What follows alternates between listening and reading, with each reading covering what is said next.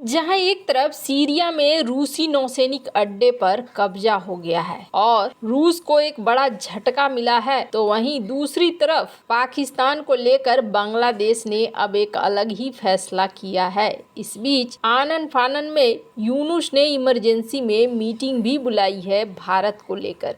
Geopolitics में बहुत कुछ चल रहा है, हमेशा की तरह जानने को मिलेगा बहुत कुछ। आइए जानते हैं इन खबरों को विस्तार से। यूक्रेन के बाद सीरिया में रूसी सेना को जोरदार लड़ाई लड़ना पड़ रहा है। अलेप्पो में कब्जा करने के बाद हयात तहरीर अल शाम यानी एचटीएस के विद्रोही रणनीतिक शहर हामा की ओर बढ़ रहे हैं। इसके बाद एचटीएस विद्रोहियों के निशाने पर टार्टस है, जहां पर रूस की सेना ने अपना नौसैनिक अड्डा बना रखा है। इस बड़े खतरे को देखते हुए अब रूसी सेना ने सीरिया के अंदर से ही नौसैनिक बेस से मिसाइलों की बारिश शुरू कर दी है। वहीं सीरिया की सेना भी विद्रोहियों को पीछे ढकेलने के लिए जवाबी हमले कर रही है। तुर्की समर्थित विद्रोही कभी भी खमैनीम एयरबेस पर कब्जा कर सकते हैं। इस एयरबेस को साल 2015 में सीरिया के राष्ट्रपति बशर अल असद ने रूस को दे दिया था। इसके बाद सीरिया के गृह युद्ध में असद सरकार को रूस की मदद से बढ़त मिल गई थी। हामा सीरिया का चौथा सबसे बड़ा शहर है। बुधवार को रूसी सेना ने जोरदार हवाई हमला बोला और इसके बाद सीरिया की सेना ने विद्रोहियों को 10 किलोमीटर पीछे ढकेल दिया। सीरिया की राजधानी दमिश्क की सुरक्षा के लिए हामा पर असद सेना का कब्जा जरूरी है। यही नहीं,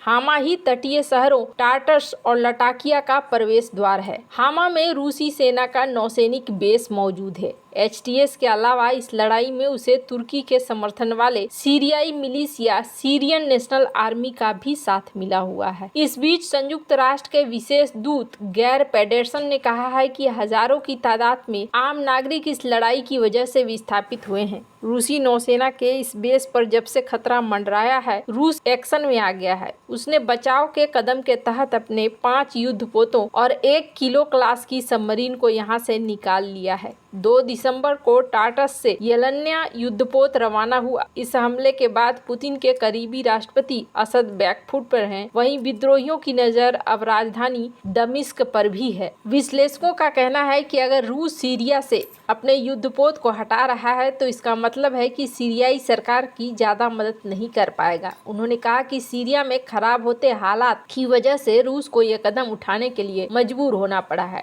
टार्टस नेवल बेस रूस के लिए बहुत अहम था। रूसी सेना इस नेवल बेस पर साल 1971 से अपना कब्जा बनाए हुए है। साल 2012 में सीरिया में गृह युद्ध शुरू होने के बाद इस नेवल बेस का महत्व काफी बढ़ गया। यह रूस का विदेश विभाग में सबसे बड़ा नौसैनिक बेस है। यूक्रेन युद्ध शुरू होने के बाद नाटो को जवाब देने के लिए भी रूस इस नेवल बेस का इस्तेमाल कर रहा था। जहां एक तरफ ये सब कुछ चल रहा है, वहीं बांग्लादेश में स्थितियां बदलती हुई दिख रही है और बांग्लादेश में एक अलग ही माहौल बनता हुआ दिख रहा है। अचानक से यूनुस ने कई सारी पार्टियों को बुलाया है और ये भारत के मामले में बात करना चाहते हैं और भारत के रिलेशन को लेकर ही बात करना चाहते हैं। अवामी लीग और इसके सहयोगियों को छोड़कर बाकी सबको बुलाया है। अभी का सीन क्या हो रहा है, भारत ने बांग्लादेश को धीरे धीरे मजबूर करना शुरू कर दिया है। जो सीमावर्ती राज्य हैं, उन्होंने वीजा और व्यापार पर प्रतिबंध लगाने शुरू कर दिए हैं। भारत बांग्लादेश सीमा पर सोने के बदले अनाज की तस्करी होनी शुरू हो गई है, ऐसा कहा जा रहा है। भारत में खाने पीने की चीजों की कीमतों पर लगाम लगाने के लिए निर्यात प्रतिबंधों के बाद ये धंधा और बढ़ गया है। इससे दोनों देशों को अरबों डॉलर का नुकसान हो रहा है। तस्कर भारत में सोना बेचते हैं, बदले में चीनी, अनाज, प्याज जैसी चीजें बांग्लादेश ले जाते हैं। बीएसएफ इस तस्करी को रोकने की कोशिश कर रही है, लेकिन पूरी तरह से सफल नहीं हो पाई है। भारत में सोने पर आयात शुल्क कम करने के बाद यह धंधा जारी है। भारत और बांग्लादेश के बीच सीमा चौकियों पर तैनात सुरक्षा कर्मी सोने, ड्रग्स और खाने पीने की चीजों की तस्करी रोकने के लिए गाड़ियों की जांच और लोगों की तलाशी लेते हैं। शिलांग में बीएसएफ के एक अधिकारी ने नाम न छापने के शर्त पर बताया कि अगस्त में उन्होंने कुछ तस्करों को पकड़ा था जो रेत के नीचे चीनी छिपा कर ले जा रहे थे। उन्होंने कहा कि अगस्त में हमने कुछ तस्करों को पकड़ा जो अपनी गाड़ी में रेत के नीचे चीनी छिपा कर ले जा रहे थे। इसके बावजूद 2022 के मध्य से सोने के बदले खाने पीने की चीजों की तस्करी बढ़ गई है। हालांकि बांग्लादेश का बदला हुआ रवैया देखने को मिल रहा है। बांग्लादेश और भारत के बीच संबंधों में तनाव देखा जा रहा है और इस बीच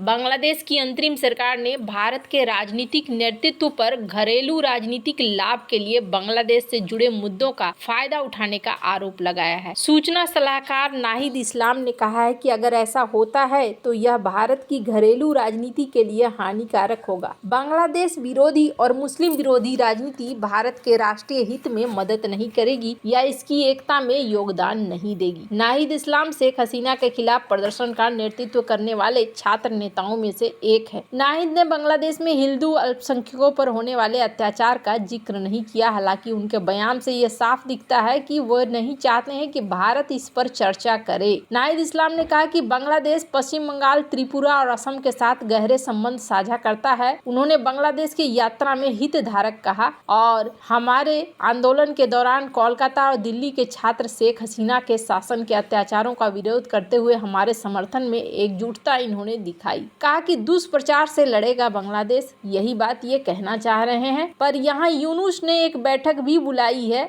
अब देखना होगा क्या होगा। पर इन सब के बीच में एक रवैया देखने को मिल रहा है कि पाकिस्तान के लोगों के लिए जो सिक्योरिटी चेक होता था वो खत्म कर दिया गया है।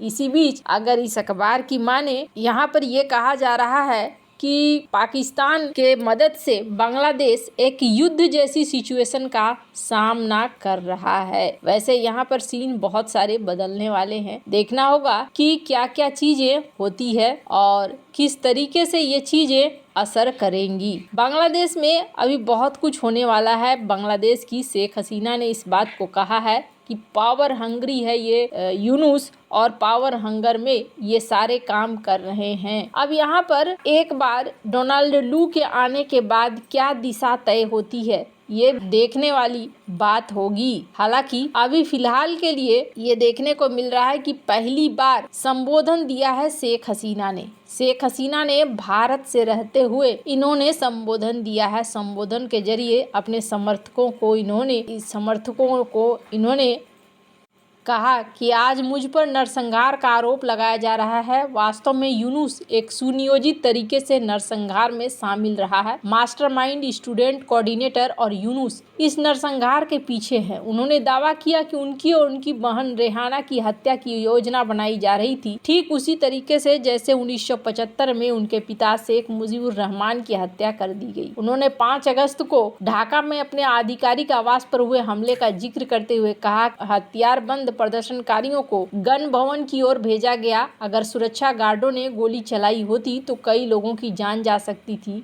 वह 25 से 30 मिनट का मामला था और मुझे वहां से जाने के लिए मजबूर होना पड़ा। उन्होंने आगे कहा कि मैंने उनसे कहा कि चाहे कुछ भी हो जाए गोली न चलाएं। शेख हसीना और मोहम्मद यूनुस के बीच हमेशा से विवादास्पद संबंध रहे हैं। मोहम्मद यूनुस को अमेरिका की डेमोक्रेटिक पार्टी का मोहरा माना जाता है। यहाँ पर इन्होंने इस चीज को लेकर देखने को मिल रहा है कि चीजें बड़ी तेजी से बदल रही हैं। वैसे आपको क्या लगता है इन सब मामले में, आपकी क्या राय है, कमेंट कर जरूर बताएं। जल्द मिलते हैं अगले वीडियो में नई खबर के साथ।